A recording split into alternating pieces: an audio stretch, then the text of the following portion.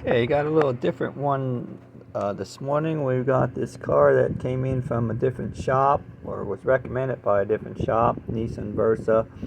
And the problem is it's running rich. There's the two codes that they found in the computer. Check engine light was on.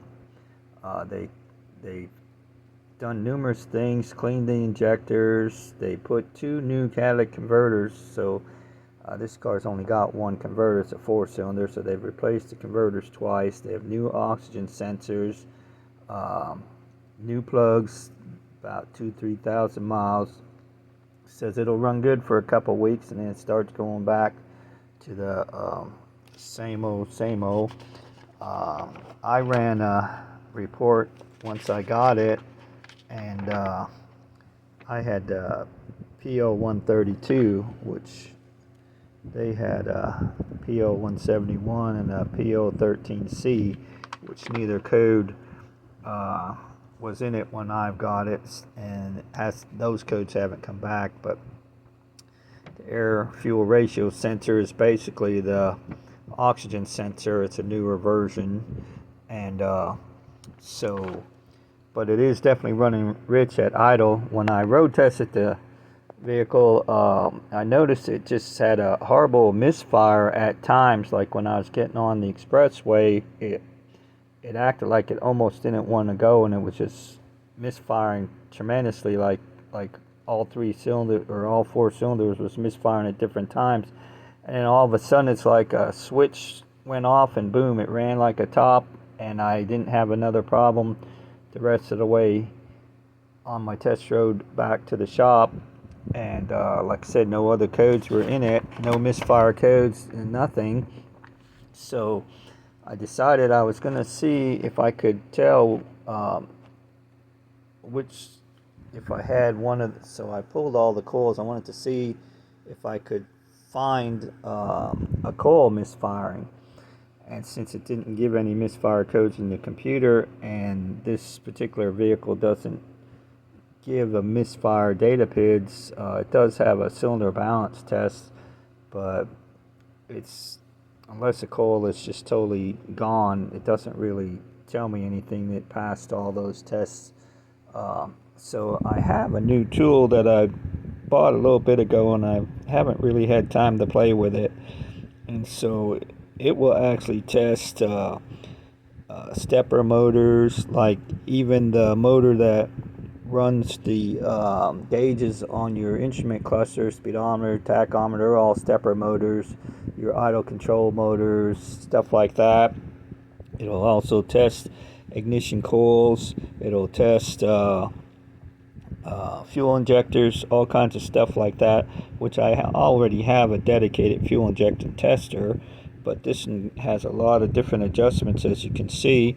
And so what I had to do was pull a wiring schematic, and you go back to which I had already pulled one because of checking the oxygen sensor, and all the wiring to that was fine.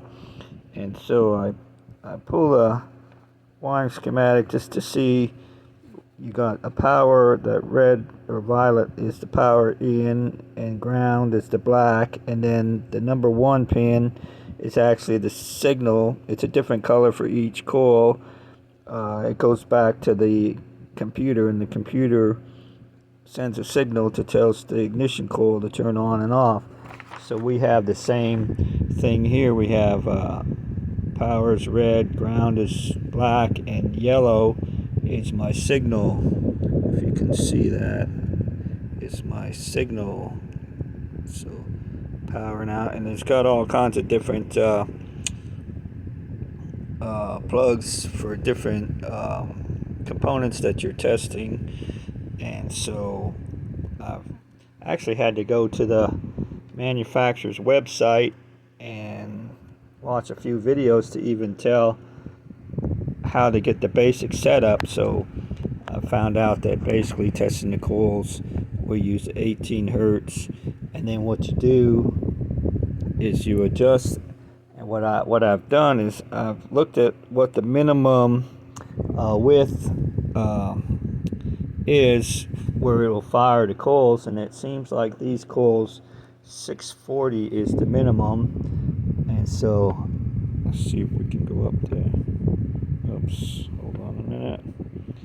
We got to cycle through because it's been sitting.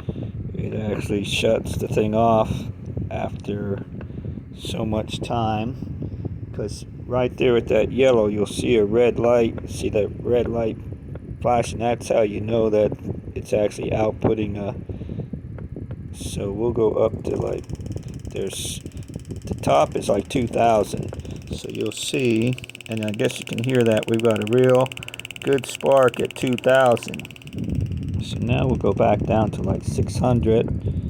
There's 530. Let's go to 600, and you'll see got kind of a sporadic. It tries to do at 600, but it's not doing very well. So let's go to 640. And all the other coils, they would fire very well just like that at 640. But what you'll see is every now and then this thing will start skipping. Probably won't do it now that I'm live. There it went. See there, you can see where, and you can hear it more than see it.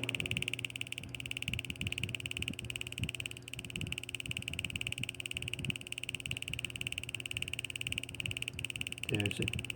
But you can see how it, every now and then it'll just kind of skip a beat. And when it does that, under load with the engine running, it'll cause a misfire. And that'll also cause, there it's starting to act up.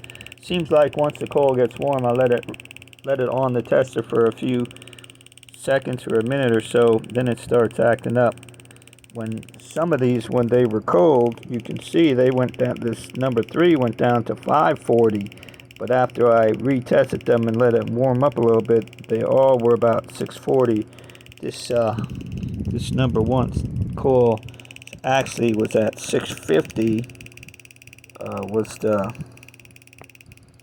minimum. Oh, there it goes. Was the minimum. See, now it's starting to act up.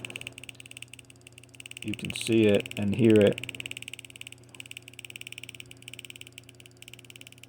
Let me go back up to 650. You can see I got more of a steady, but it's still kind of sporadic. So we're gonna put some coils on this, at least this one coil, and see if that takes care of my problem. But I just thought it was interesting. Old school, we would have to pull this coil out and put my tester on here and crank and run the engine and see if we had spark. Sometimes when you have a no start, you'd check for spark that way. But these coils are actually hard to get to. You have to pull the intake manifold off to even get to the coil, because the intake folds up over the valve cover, and the coils go down through the valve cover. So I'm like I really can't see there, even at 650 it's starting to misfire. So I believe we have at least one coil that is misfiring under different load conditions. So I just thought it was pretty cool that we can go up to the, oops, the thing just reset. Alright, I hope you enjoy these videos, and we'll catch you on the next one.